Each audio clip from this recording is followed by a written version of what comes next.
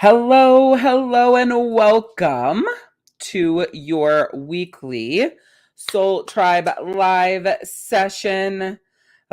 Technology's kicking my ass again today, but stick with me because we are talking about how to use or how to release what no longer serves you with the energy of the full moon in Gemini. Okay. Woo. Okay. Got everything to work. If you're listening to this on the podcast, I'm sorry. It's always a little crazy when I first go live. I'm so excited that you guys are here. I had to make a quick change for what this Soul Tribe Live was going to be because May has just been a nutso month. So we are going to first and foremost talk about releasing what doesn't serve you, utilizing the energy of the full moon in Gemini. We're going to talk a little bit about how to have more than enough time, even when you feel like you have none. So we will be covering both of those topics in this session. I feel like I've been running around like a chicken with its head cut off all over the place. I want you to know if you're live here with me to throw down in the comments any questions that you have, engage with me throughout this live. I love to know that you're here. I love to chat with you and talk to you. So please do that. If you are watching this on replay, drop hashtag replay in the comments. Tag me as well if you ask any questions so that I can see that and respond to any of the questions that you ask. If you are in this place of like this soul transformation that you're looking for, and you're ready to realize your true self, your true power, your true beauty, I first and foremost want to tell you that if you are not registered for my free Get Your Shift Together Soul Camp that's going down tomorrow, June 1st, you've got to be here. All right. It's going to be phenomenal. To get registered, all you need to do is type GYST right here in the comments if you're on Facebook. And then if you're on the podcast, you can just go down in the show notes and link straight over there. It is, like I said, going to be an awesome soul camp. I'm putting my finishing touches on the slides now, and you are going to walk away from this camp feeling renewed, inspired, and just ready to step into your power, claim your life, claim your confidence, and really just, I don't know, go full steam ahead. I promise you, if you've been to my past Get Your Shift Together workshops or challenges or retreats that I have done, this one I feel is the best one. I am a new version of myself going into this soul camp. So I'm really looking forward to doing this with you. If you don't know who I am, I'm Power Coach Alicia, and I help you heal your soul by teaching you my AWC process that allows you to know whether or not you have the capacity to give to others before you say yes. And I teach you how to do that without feeling guilty when you need to say no, and doing those things that end up sabotaging yourself when you do say no. So stick with me here. You're going to learn some of that today, being in my world, paying attention inside of the Soul Tribe community, joining us for the Get Your Shift Together Soul Camp, all that good stuff. They're all the things together and just helping you really achieve what it is that you want to achieve with your relationship with yourself. And like I said, finding that soul center. So as we step into Gemini energy, and can I just tell you, I mean, for all you Geminis, I really do love you. You are great lessons for us Tauruses and really help us, I don't know, find our own center and grow to the next level and the next level and the next level version of ourselves. I'm married to a Gemini, so sometimes it can be challenging, right? Oh, by the way, if you would like to get a text message for when I go live, please text the word soul to the number 41372. Again, that's soul to the number 41372. You'll get a text when I go live as well. Okay. So there is that challenging, dynamic there, but I can tell you, I was ready for Taurus season to be over. Oh my freaking God. I was like, please bring me Gemini season. Please bring me Gemini season. I don't think I've ever said that in 39 years of being alive, but I can tell you what, I was really ready for Gemini season. So it's here, and I'm feeling a lot more peace and calm. If you just went through the crazy whirlwind, well, everybody went through it, but if you really felt the impact of the crazy whirlwind of Mercury retrograde, the lunar eclipse, there was a lot of stuff. The full moon in Taurus. I mean, holy shit, last month was quite the journey, to say the least, right? So this full moon occurs when Gemini is opposite of Sagittarius, all right?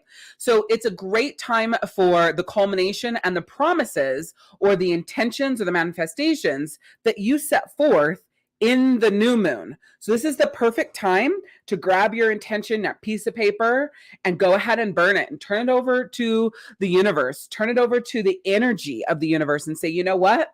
I have told you what I want. I was clear. I held this space for the last couple of weeks. I'm relinquishing control. I'm turning this over to you.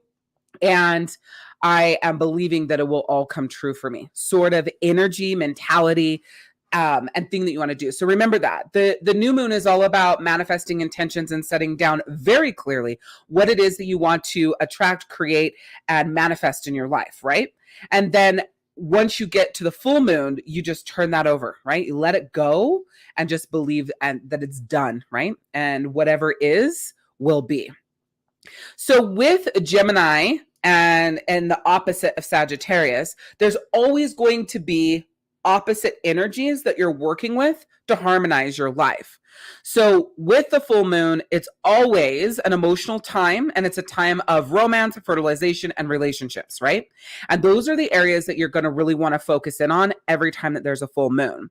Now, we become fully aware of what has been lacking or missing in our lives in a full moon because it illuminates all those areas. That's what a full moon does. It's illuminating all of those areas. And you're also going to find, particularly relating to learning, adventure, spiritual living, communicating, sharing, communing, that those things are going to start coming to the forefront as well into this new moon. Now, with the Gemini Sagittarius polarity, the Gemini represents the lower mind, and the Sagittarius represents the higher mind. So that's the polarity that you're working with in this full moon. That's what you're working to harmonize. And so the Gemini, what it does is the Geminis encourage us to think logically, right? Very logical thinkers. While Sagittarius persuades us to use intuition and to think in a broad manner. So that's what you could feel as the pull, or maybe the battle, is that energy between thinking about a situation logically and then using your intuition to guide you. And the challenge comes when you're sitting in heavy logic. Your ego can really speak up, say a lot of shit, talk a lot of shit, and guide you in a way that may not be best. So keep that in mind with this full moon being in that Gemini lower mind logical energy. Be very, very, very mindful and do the work in settling more into the slightly more of that intuitive side. In the Get Your Shift Together Soul Camp, I'm going to teach you some ways to do this. I'm going to teach you how to release what no longer serves you. This soul camp couldn't be at a more perfect time because my staple in this soul camp is release work. And what better time to do this than at the full moon? So I did not plan that, but that is really perfect. Now, Sagittarius symbolizes the quest for meaning, right? Looking for the meaning in things, ideas that expand upon the here and now, right? So the other side. And Gemini is really comfortable in its immediate environment or neighborhood, while Sagittarius stimulates us to venture beyond. So you have that comfort and wanting more, and having the comfort and wanting more. So you might feel that pull back and forth. And as always, neglecting either side will surely backfire. So this is really about teaching you how to cultivate that harmony that's going to bring forth harmony to you and inside of your life as well. Ideally, there should be that harmony between both of these energies, and that's what the full moon always invites us to do. You've got that polarity, it's finding that harmony in that polarity. This full moon is all about communication, attitude, and sense of adventure. So how are you communicating? Is it all logic? Are you using intuitiveness, right? Your attitude, is it very logical and staunch and stuck and da-da-da? Or is it flowy and intuitive and bringing in that other aspect? Are you utilizing both of those energies, right? And is there any sense of adventure in your life? Or is the logic kicking in and taking control so it doesn't feel adventureful and fun?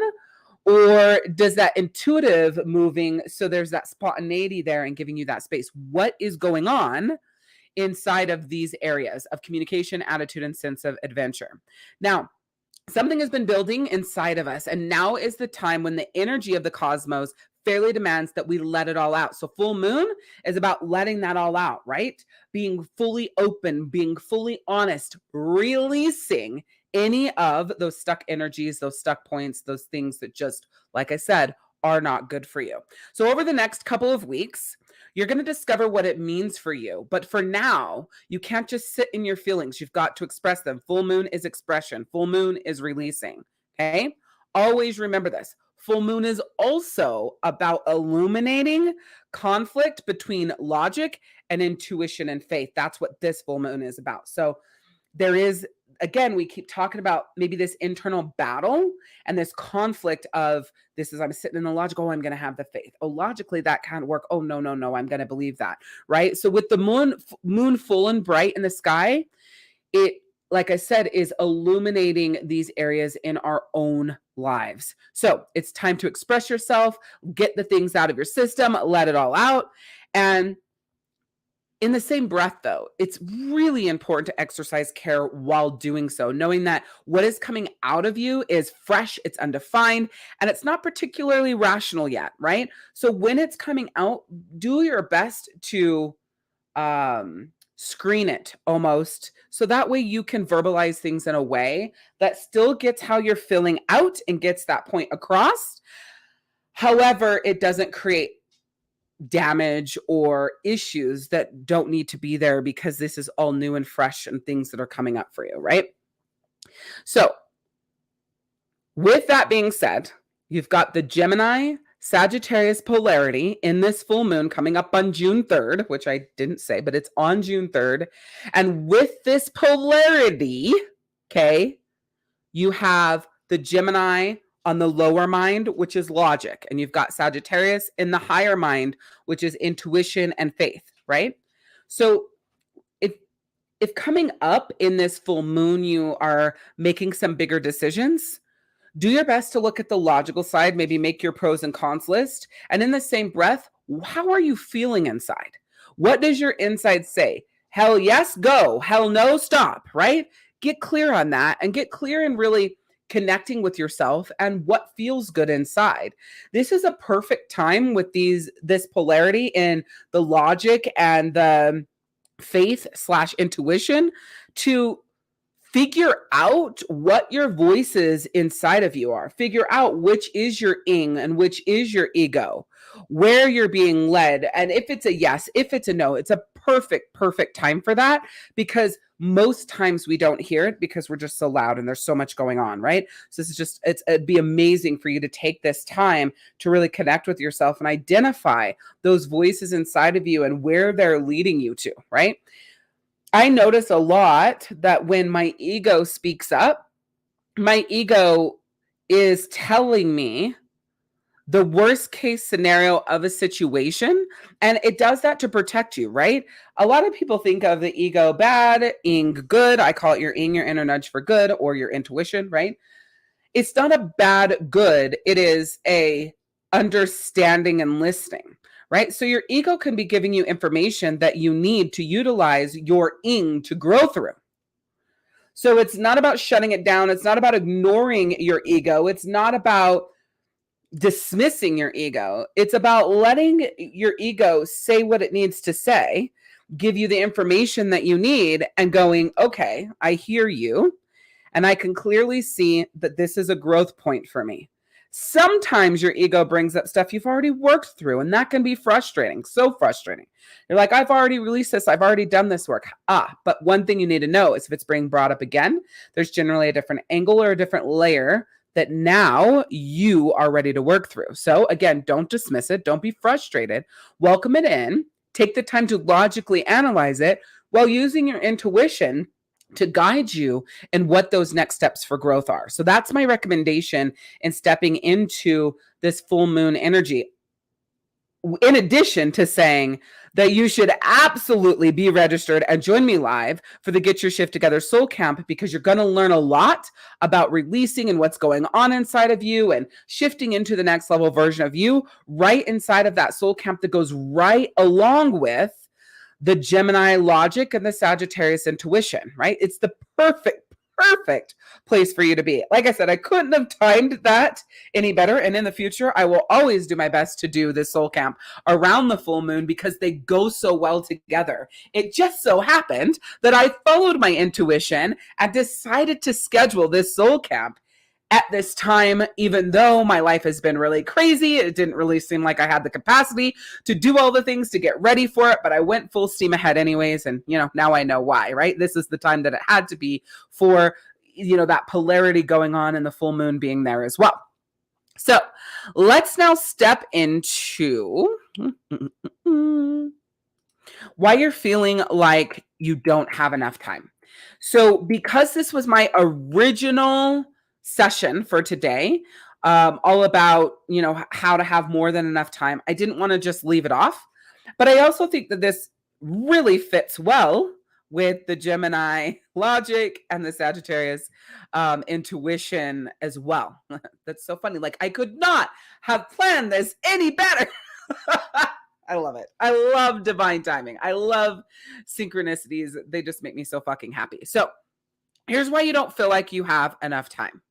Because logically, the calendar, your schedule, everything you have going on, all of your commitments, you don't have time for the things that you want to be doing. So you're spending all of this time in the things that you feel like you should do, must do, you're forced to, have to, right? And that's where that energy is. It's not saying that you don't want to be a mom or you don't want to be at the extracurricular activities or you don't want to help out your friend or you don't want to be there for your mom, your family, or whatever. What it's to say, though, is logic is leading the decisions in where you are spending your time. And intuition says you have plenty of time, right? That you need to be following and doing what feels good, what you feel connected to, what lights up your soul, what brings you joy. And then logic kicks in and goes, you don't have fucking time for that. You barely have time to pee. Like you've got this to do and you got that to do. You got to do this. You got to be here. You got to do there. Blah, blah, blah. And so all of these things are going on. And what happens is you let logic lead. And when you let logic lead, you make no time for flow. You make no time for adaptability. You make no time and space in your life for things to show up. So here is a great thought process I want you to have. When you ask for something and you want it to be delivered to you in your life and you want it to come to you, but your life is so fucking full of all of the things that you are doing all the time, from the time you wake up to the time you go to bed, and you're doing that every fucking day with no space, do you actually think, one, what it is that you're asking for is going to show up? Do you have fucking space for it? No, you don't. Because you're running a life that has no space. But you say you want this thing, this lifestyle, this energy, this job, this happiness, this whatever the fuck it is, but your life is so full, there's no space for it to show up. So one, it's not going to show up. And if you're sitting there thinking, well, I do have space for what it is that I want, because what it is that I want would give me more space, blah, blah, blah, da, da, da, whatever. All right. Here's the other side of that. When life is so full and that sun up to sundown, right? All the time, that going, you're not going to see it when it gets there. Because most times that what we ask for, what we want, does not show up the way that we see it. So if you're so clouded, you're so full, you're so busy, you're moving that full steam ahead, you're not going to see it anyways. So what I'm telling you is you feel like you don't have time because of the way you run your life, because the logic, I should say the logical pressure you put on yourself to be everything for everyone all the time, no matter what. So it's the logic running that. Of course they need me. Who else is going to do it? That's the biggest fucking lie. I always say this. I'm going to say it today. And you're going to hear it in the soul camp as well. If you died today, every fucking thing you're doing, somebody else would have to do. They would have to do it. So just because you're breathing does not mean that you are the one that needs to do it. The only reason why you are the one doing it is because you are the one that believes you're the only one who can. Sit with that. The only reason why you believe, or the only reason why you are the only one doing, is because you believe that you are the only one who can. It's a lie. Season 1 of my podcast, soulfirepodcast.com. Season 2 is out. You've got to go listen to it. Fucking love my podcast. Love it so much. But in season 1, of the podcast, I'm positive there is an episode titled The Lies You Tell Yourself or something along the line of lies. Go to soulfirepodcast.com, look for it. I'm sure it's there, season 1. If it's not, I'm positive it'll come back up in season 2, because you're constantly telling yourself the things that you need to tell yourself to keep yourself where you are. You're not telling yourself the things that you need to tell yourself to shift into the next level version of you. No human is on this earth to be status quo. They're not here to just exist. All humans are here for a purpose, for work that they are to do here. The problem is most people aren't willing to make the effort that it takes in order to go down the track of the work that they need to do in order to shift into those next level versions of themselves so that they do make the difference that they were here to make. Most people would rather sit and bitch and moan about the fact that they don't have time, that they don't know what they're meant to do and why they're here. Bullshit. I'm sure it's been shown to you so many fucking times, and you either ignore it or you deny it. Bet. I can sit with you in under 5 minutes and tell you damn close what your purpose is. Because see, it's already part of what you are. It's already part of what you do. It's already part of how you exist, but you shut that down. You don't have time for that. You don't make the space for that. But you keep telling the universe, I want to know what my passion is. I want to have a purpose in life. I know there's more to life than this. Well, there's not going to be for you because you're living in this stuck point of just all this shit that is filling up your time. Now, I'm not saying it's bad. I'm not saying it's wrong, like being a mom or a wife or a daughter or a friend or whatever. I'm not saying it's wrong. I'm saying you're lacking massive fucking harmony. Massive harmony. All right. So what are you doing with your time currently? Where is it being spent? What are things that you're doing that you can readjust to give space? And it could literally just be space for peace. Not necessarily space for something else. I mean, ultimately, I'd love for you to fill it with soul work. That's what I would want you to fill that space with, because that's what you need to be doing in that space for you to feel at peace, right? For things to feel good inside of you. That's what you need to be doing with that space. But the problem is, most people get space or create space and then fill it with a whole bunch of other shit and then wonder why it didn't work. Okay. So what are you doing with your time currently? I was having a conversation with my oldest, Ronan, the other day. And I don't know how we got on this subject. I don't know if it was another family that, had a chaotic life and kids in multiple sports or something like that. I'm assuming that's what it was. And he's like, so do you think if you had one kid that was in 2 sports that it would be as chaotic? Since you have 2 kids and you only let each of us be in one, do you think if you had one kid, you'd let them be in 2 sports?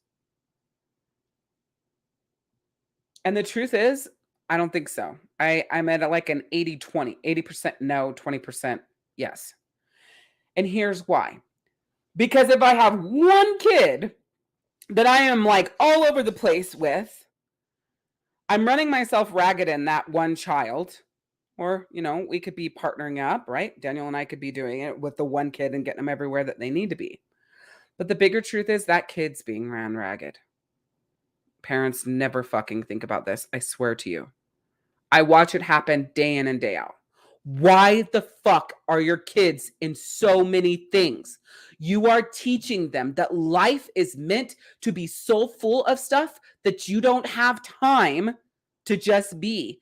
That there's no time for the peace and the space and the flowability to make a decision to randomly go do this and randomly go do that, because every minute, every day is so structured. It's my professional opinion, one of the reasons why there's so much anxiety and depression in the world right now. Everybody's lives are too fucking full. All these kids' lives are too fucking full, and their minds are being filled with so much shit that does not do their soul good. So you not only have them in this sport and that sport and this extracurricular and that extracurricular, But they're also in environments that are filling their mind with so much shit and, like comparison and just so much that there's no space. There's no space inside of them. There's no space outside of them. So the answer to the question of if it was one kid, would I have him in multiple things? No, because that child still needs space. Like my boys have worked their landscaping business and done homeschool and been in sports, right? So that's been their like trifecta of things that they have done. And I am very, very, very staunch with my children when I can tell they haven't had enough downtime. It's like, okay, you're not doing that. You're not going to hang out with friends. I know that you've been busy working landscaping business. I know that we were off doing this the other day, but I can see in your eyes that you need downtime. So you need to take some downtime. Oh, if you want to go do that, great. But I want you to meditate first. I want you to give yourself some headspace. You look really, really, really full. And you need some space in there so that you can make the best decisions for yourself. With my oldest, I can tell that the more that he meditates, well, let me rephrase. With my oldest, the more that he meditates, the better decisions he makes for himself. The less he meditates, gets away from it, makes excuses, and doesn't give himself the headspace, he makes really shitty fucking decisions for himself. There is no question what the change is between the two, because I have attempted so many different things with him to help him and help him grow and to give him the personal power and all the things, which a lot of them he has and obtains. However, that meditation, that headspace has given him so much more personal power to make the better decisions for himself when he is out there in the world with all of these people and things and circumstances that are these pressures of decisions that aren't good for him. But the more full his head is, he doesn't have the capacity to make those decisions. The more full his life is, it creates a chaotic physical energy, so he's chaotic inside. So therefore, my job is to recognize that and make sure that as his mother, that I do my best to not fill his life with so much shit that he has no space for himself either. No space for peace, no space to see the signs of what he's asked for that he wants to attract and bring into his life. You see, it's the same thing. So if you're a parent who's doing this to your children, I say, why? And stop. They need space. Mind space, physical space. You need space. Mind space and physical space. Okay? So, what is the most important for your sanity and being the best version of you? What's the most important for your sanity and being the best version of you? If I was to ask you that, and we were on like a call or a shift session for my soul shift program, right? You would say, time to relax, time to just be, not feeling like I'm going all the time to myself.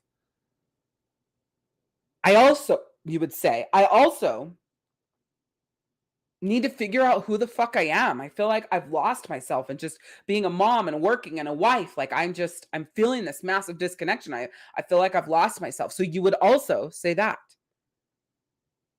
So time isn't the issue. It's what you're doing with that time that's the problem. Time isn't the issue. It's how you view time that's the issue. If you had $60, no, wait, hold on. Let's do it this way.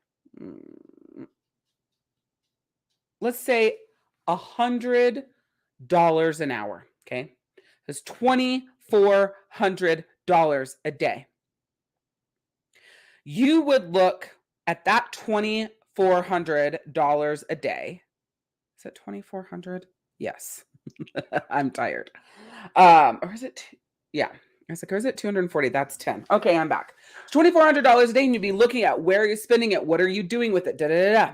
But after you got a few days, a week, a month, whatever, let's say after 90 days, let's give you 90 days of days like this, you would stop caring as much about where that money went. You'd be a lot more lazy with it, a lot more frivolous with it, or maybe it's going to take you less than that, right? Maybe you're at 30 and you're like, fuck it, I paid off all the debt, and I've done this, and I've done that, and I've this, that. I'm like, fuck it, I don't, and so you start treating it like it's not that important. But at the beginning, you're like, holy shit, all the things I could do with $2,400 a day. This is going there and that's going there. Ooh, I don't know. What's my order? How do I want to do this? What do I want to do first? And you would go through and you'd be so meticulous and particular, and you'd really think about it, and it would be so important, and where you were putting it and what you were doing with it and what you got out of it and what it did for you.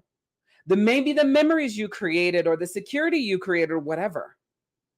But over time, you would take it for granted. And that's what you're doing now with your time. It's here. You're going to wake up tomorrow. You're going to have the same 24 hours to do whatever the fuck you want. But that's not true. You are losing hours every single day. So many personal development books and podcasts talk about the fact you're losing time. So like money regenerates. If I show up and I sell my soul shift program, or I sell, one-on-one coaching or whatever the fuck it is, I'm going to make money. And I know how to do that day in and day out, right? I know how to do that day in and day out. So you might go to work every day, 5 days a week, right? 8, 10, 12-hour days. And as long as you do that, the money continues to regenerate. The problem is people think of money and time as the same, and they're not. Money regenerates as long as you show up and do. Time depletes whether you show up or not. Ooh, hear me. Time depletes whether you show up or not. So when you run a life that is so fucking full that you can barely breathe, you are not showing up, even though you think you are. I show up for my kids every day. I make them breakfast every morning. I've got dinner on the table for hubby when he comes home from work. Like, I show up. I am the best friend. They can call me at any time. I'm always there. Are you showing up? Or are you just going through the motions of all of these things that you think you should, must, have to do for some unfair expectation you have of yourself, or that somebody else put on you, that's forcing you into this kind of energy and this kind of mode? You could show up and make breakfast for your kids on the weekends, but during the week, make it extremely fucking simple so you could get some of your time back for peace. Maybe you're not getting enough sleep, so for sleep. Maybe you're not having enough sex, so for sex. Right? Whatever it is. They're going to be fucking fine. Or maybe you're going to do that during the week, take care of them, breakfast every morning, but on the weekend, you're like, fuck it, you're on your own. They'll be fine, right? They'll be great. So I want you to think about what is most important for your sanity and being the best version of you. If anywhere in there you come to the conclusion that it's what you're doing for other people that is important for your sanity and being the best version of you, you're not on the right track. Listen, there is nobody you will meet that loves helping people more than I do. It's who I am. It's my everything of my soul. It's what I'm born for. It's my only purpose on this earth. So I know that through and through. However, that fills me up. It does not make me whole. I'm whole without helping other people. I'm whole without giving of myself, without saving their life, without getting them out of bed, without getting them off of anti-anxiety and antidepressant meds. I'm whole without that. It's part of what fills me up, though. So if you're filling your time so full because it makes you feel whole, makes you feel good, makes you feel like a good person, makes you feel like you have a purpose, makes you feel like that's what you're here for, it will not end well. Because every single time somebody doesn't need you, you don't feel right. Everything drops. And it's just like, oh, man, something isn't right. I'm feeling off today. Yeah, because nobody needs you today, so you don't know what the fuck to do with yourself. But if you're whole first and what you do for yourself and how you show up for yourself and all of that first, and then you give, then if there is no one to give, Two, you don't feel like there's something missing, something wrong, or that lull in your energy and your happiness because it's not attached to the whole of you. If you listen and subscribe to the Soulfire podcast by going to soulfirepodcast.com, you will hear an episode coming up soon that is all about being whole versus being full. And we go into deep detail of this, right? So it is going to be on the podcast coming up soon. And I highly recommend that you go to soulfirepodcast.com and you subscribe to that because it's just a whole fucking thing. All right. Also, if your life is so full and there is nothing that can be readjusted, there's always net time. There's always time that you have in the car, when you're on the toilet, in the shower, in the bath. Use that time to help you shift to the next level version of you through meditation, through listening to positive things, through reading positive things, through disconnecting from everything and just being, right? Use your net time, as Tony Robbins says. No extra time is what that stands for. There is time everywhere. Everywhere are you using it. And also plan what you're going to do in this net time. Anytime you have net time, what are you doing? Net time is no extra time. I just gave you an example of what that is. If you're running kids back and forth to practices, or you're having to sit at a practice because you not close enough to home or whatever, what are you doing with that time? Do you realize that you could be journaling, you could be meditating, you could be doing your 30 minutes of exercise, you could be taking that time for yourself? It's going to make a world of difference. There's so many things. Most practices are an hour. Your daily power up is about an hour, 10 minutes. We're going to go into this in deeper detail in the Get Your Shift Together Soul Camp. If you would like the link to sign up for that Soul Camp, remember it's tomorrow, June 1st, when it is. You can just type GYST in the comments. We'll get you the link for that. If you are listening to this on the podcast, just go into the show notes and click there. If you'd like a reminder of when I go live, all you need to do is text the word soul to number 41372. Again, that's soul to the number 41372. There is nothing bigger and more powerful for you to learn than when you can say yes to others and when you have to say no. And being able to do that without feeling guilty or sabotaging yourself. Because it's one thing to say no and then beat yourself up, and it's a whole other thing to say no and just feel at peace about it and then just do whatever it is you were going to do in that time that felt good, right? Let me help you along this journey. Let me give you the tools. Let me teach you the processes. Let me show you what it's like to really stand in your power and feel at that soul center, to heal your soul and to find yourself again. Okay, that's what I'm here for. That's what the Soul Tribe group's about. That's what the Soulfire podcast is about. That's what my Soul Shift program's about. I mean, that's what everything I do is a freaking about. So again, soulfirepodcast.com, drop GYST in the comments or go below if you're on the podcast and click and sign up for this soul camp.